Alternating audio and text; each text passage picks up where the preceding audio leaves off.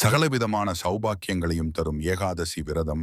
விஷ்ணுவை வழிபட மறவாதீர்கள். பௌர்ணமி விரதம், அமாவாசை விரதம், சஷ்டி விரதம் என பல வகையான விரதங்கள் உள்ளது. ஆனால் ஏகாதசி விரதத்திற்கு தனித்துவமான மகத்துவம் உண்டு.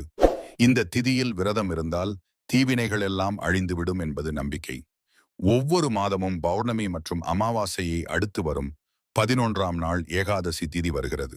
அமாவாசையை அடுத்து வரும் ஏகாதசி சுக்லபட்ச ஏகாதசி அல்லது வளர்பிற ஏகாதசி என்றும், பௌர்ணமியை அடுத்து வரும் ஏகாதசி கிருஷ்ணபட்ச ஏகாதசி அல்லது தேய்பிற ஏகாதசி என்றும் அழைக்கப்படுகிறது.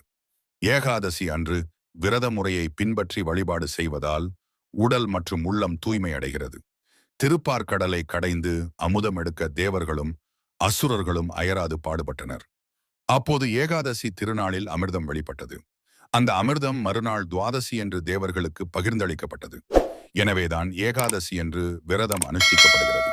இந்த விரதத்தை அனுஷ்டித்தால் நோயற்ற வாழ்க்கை, குறைவற்ற செல்வம், அன்பான பிள்ளைகள் மற்றும் நீடித்த புகழ் அனைத்தையும் இறைவன் அருளால் பெறுவோம் என்பது ஐதீகம்.